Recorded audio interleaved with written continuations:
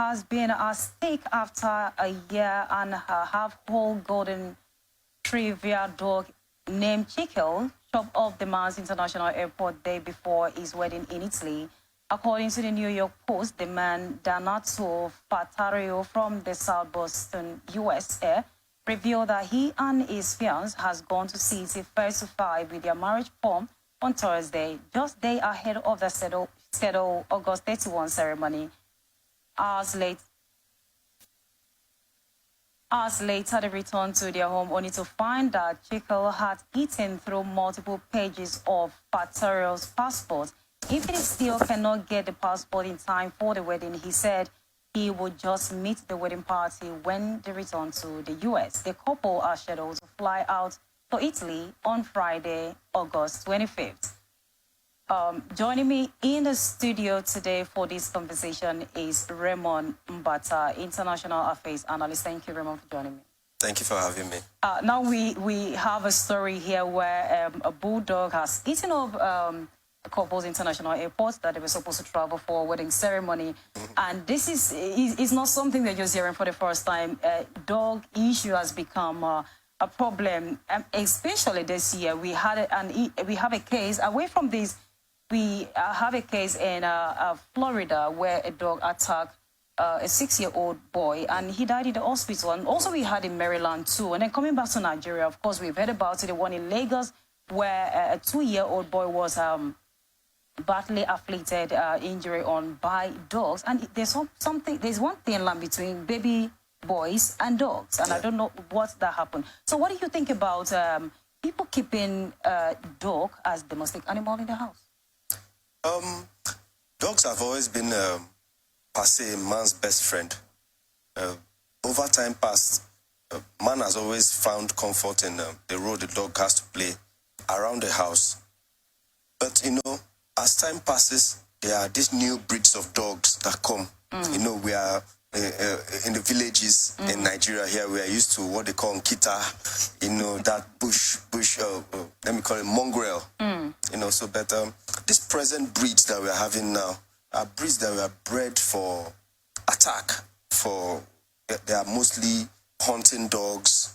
They are mostly attack dogs per se, and their role in the family now is being disputed heavily. I think there was even this story about this family in Eche, where the child went to go and feed the dogs, and with the younger one, and the younger one was attacked by the dogs. So I think there has to be a reassessment of the kind of breeds of dogs. I would have really loved to talk about. To keep at home. Yes, I would have loved to talk about when it has to do with tenancy agreements, keeping pets in the house. And again, if you want to look at the kind of pets that your tenant should come in with, you might end up losing a good tenant. But away from that, if you look at this, it's always a personal pet that is attacking these people. So do you think there is something that needs to be done, especially for dogs? Because it seems, I don't know how much one can train a dog to understand things, but it seems it's always their own dogs that is attacking them. What do you have to say about that? I think just like in the United Kingdom and in the United States, in some states of the United States, there are some breeds of dogs that are banned. Okay. Outrightly. Like some pit bulls, some mastiffs, some boer bulls, they are banned entirely because they are very aggressive in nature. So they are not domesticated. They cannot be domesticated. They are attack dogs entirely. So I think that for a landlord trying to get into tenancy agreements with his tenant per se, I think there are some little breeds of dogs that are not very big.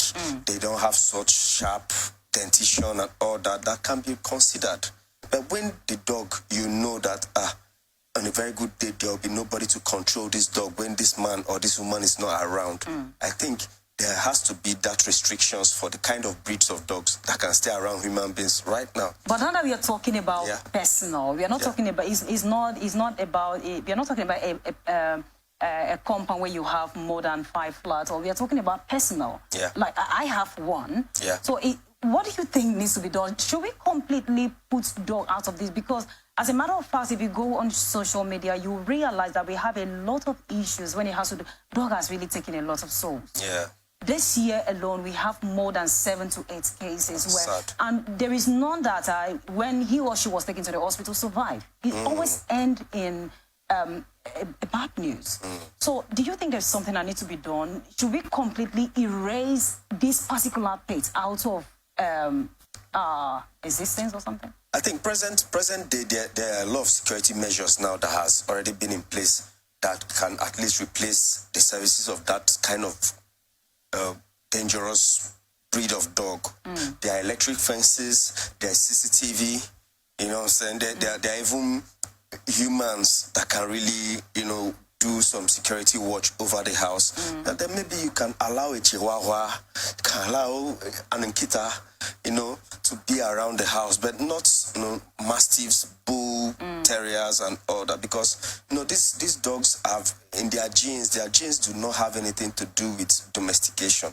In as much as we try, we will still fail to domesticate these dogs entirely. So I'm not saying having dogs are wrong, but at least let the government step into legalizing the type of breeds that can be kept at home.